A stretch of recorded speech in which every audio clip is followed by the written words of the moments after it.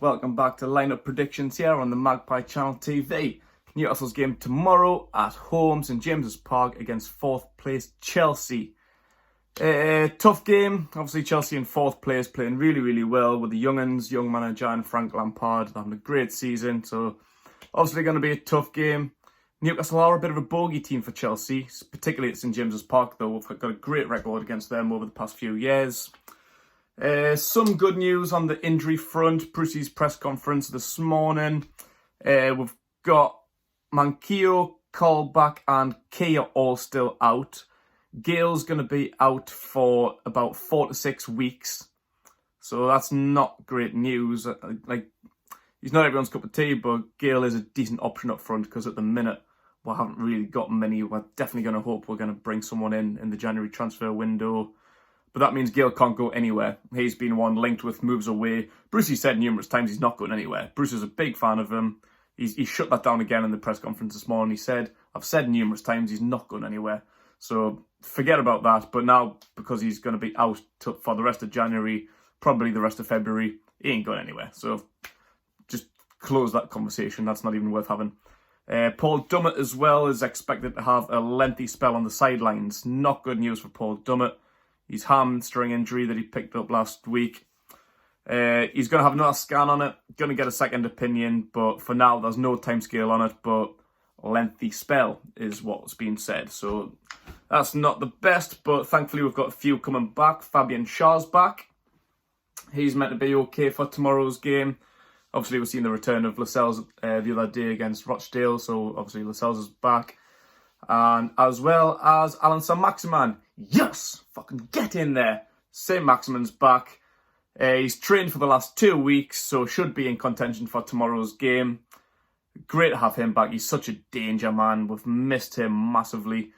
He's another one where I don't know if we should just throw him in the deep end, because we've done this many times this season. Players just coming back, just shaking off an injury or like a bad run of fitness. They've been thrown in the deep end and injured straight away. Key example, Paul Dummett. Got about 10 minutes the other day. This happened to Saint-Maximin earlier on in the season as well, actually. Our third game of the season away at Tottenham. He was injured for the game before that. I think it was Norwich. He was injured for the Norwich game. Threw him in against Tottenham. And he only lasted about 16 minutes, I think, at best, before coming off. And we didn't see him again for another month or so. So that's one to monitor. He also said we'll have to wait and see on Carroll. I didn't know Andy Carroll was supposed to be injured, to be honest. He came on midweek against Rochdale, fairly late on, and played well. Didn't look to have any issues, Andy Carroll, so he must have picked up a little knock in training sometime between Wednesday and Thursday, I'd imagine. But he should be okay. He says we'll have to wait and see, but should be okay. But Carroll's going to be a one to monitor, which would be a massive shame considering I've just said Gale's out. Saint-Maximin's just returning, so up-front options might not look too pretty if Carroll's not going to be fit. He was also asked about the link with Valentino Lazaro, the Inter Milan winger. We've been linked with him on a loan deal, and it might look good, that one. Obviously, Mike Ashley and Steve Bruce had that meeting this week, and that is money available. Ashley is going to put money in when we need it, if we need it. If there's a player available that's going to strengthen the team, Ashley's willing to put the money in and Brucey can go get the man he wants. So Lazaro from Inter Milan, he was asked about this, Brucey, in the press conference, and he just gave a little smirk and he said it's something that we're looking into. So that could be good news. I don't know what that would mean for Ademola Lookman. They're both wingers. There's not really any point bringing both in, I would imagine. So if we're bringing Lazaro, I'd imagine that would be the end of the Lookman talks. I don't know. But back to the game tomorrow against Chelsea. Lineup here. Obviously 5-2-3. Obviously Dubravka in goal and Darlow on the bench. Darlow played the other day against Rochdale. Decent performance. But come to the big games, Dubravka's the main man. I'd also just like to point something out that it was Dubravka's birthday yesterday or the day before. He's 31. I keep forgetting he's that old, man. He's a few days younger than Andy Carroll. And Andy Carroll's played out to be some dinosaur. Someone way past it. He's had a long career, had long injuries and stuff. Dubravka's like about a week younger. So I don't know what that means for him. I know there's been links with Dubravka. Maybe he's moving in the summer because of his great season. He's been a key player for us this season. Saved our arse more times than we would care to even imagine. But I don't want to see Dubravka go for anything less than 20 million. He's that valuable for us. I think if anyone gets him for 20 million, it's a bit of a steal. But at 31 years old, is someone going to pay that much for him? I don't think they will. This might be something that Mike Ashley will look at his age, and if someone comes in with a bit of a snide offer of about 12 million, he might think, all right, I'll take that. I know goalkeepers tend to last a bit longer. Goalkeepers can play on into their 40s, well, not into their 40s, up to about 40, like Petr Cech, and have great careers. I don't think goalkeepers age as much as outfield players, so Dubravka's probably still got a lot of years in him, but I'm looking at that age, 31, same as Andy Carroll, like, I'm quite surprised at that. I keep forgetting. I knew he was 30, and I knew he had the birthday. But when you look at 31, that does seem old. But hopefully Dubravka's here to stay, and hopefully his age will put people off. More the merrier for us. Champion. Stop waffling on. Back into the lineup. Emil Kraft at right full back. The only one available really in that position. He's played the last couple of games. Played all right. The other day against Rochdale, he started at right full back and wasn't great.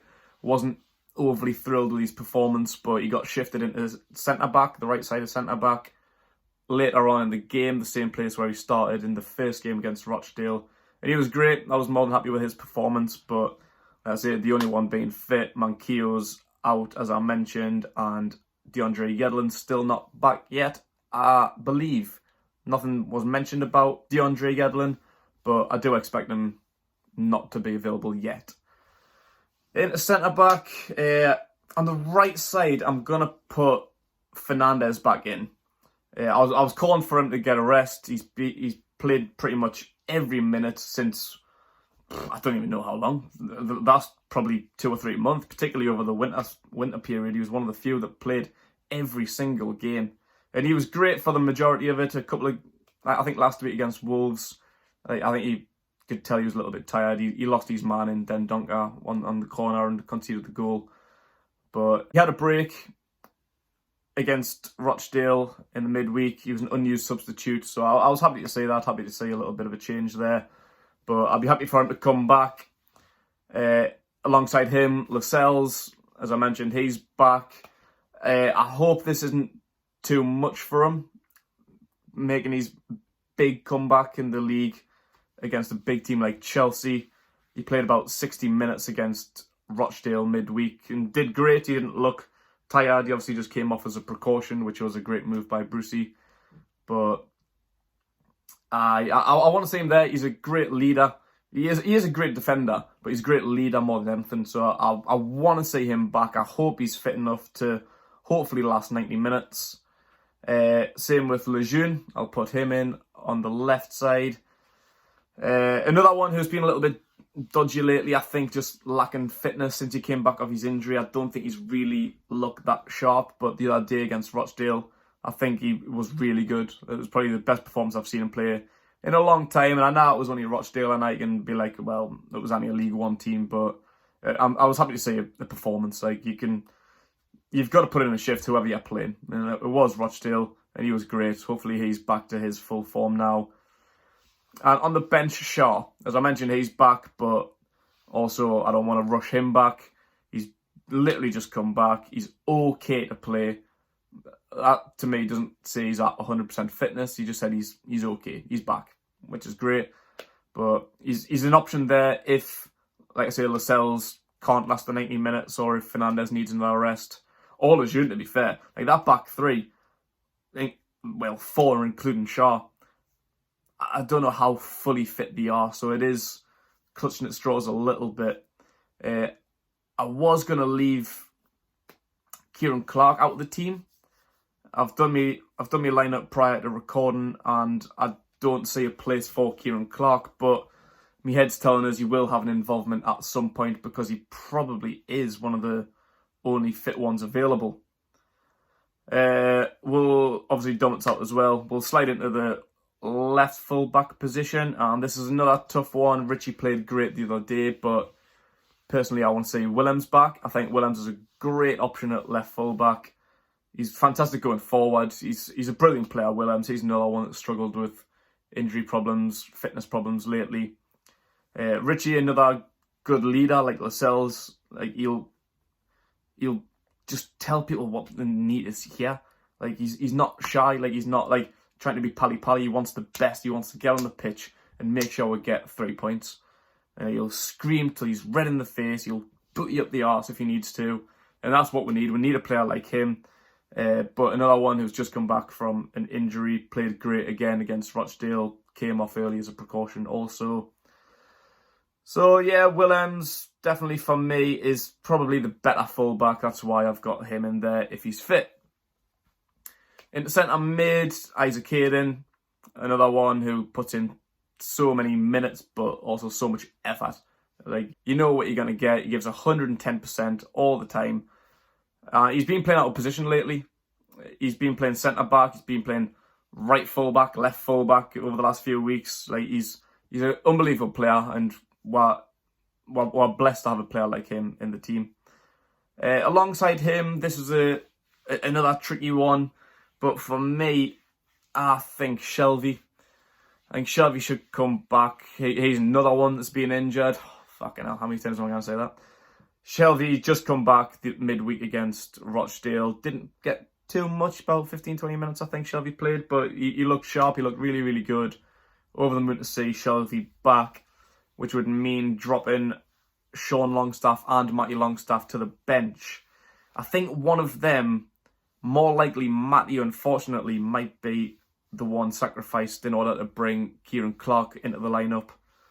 But I'd rather see Matty there. Sean's performances lately have been a little bit iffy. If you've been watching the videos over the last couple of weeks, me and Renty have spoke about Sean Longstaff's performances. Like, they haven't been up to scratch, considering like we're trying to like cling on to him in the summer. Man United were circling with 30 to 50 million pound bids, and we were like, nah, you can't be having Sean Longstaff. But with these performances, we'd be lucky to get 30 million for him. Like, he really hasn't played this season how he did last season, how highly we rated him. I don't know if like the bar was raised too high. Maybe his expectations were lifted further than they needed to be. I don't know, but Matty Longstaff especially, he's unbelievable. I love Matty Longstaff. You know what you're going to get, similar to Isaac Hayden. He puts in 110%. He grafts for the shirt. You know he's a jolly boy who loves playing there. Young kid, 19, he is like a kid in a candy shop, and he just fucking loves it. He's got a few goals this season. Great asset to have.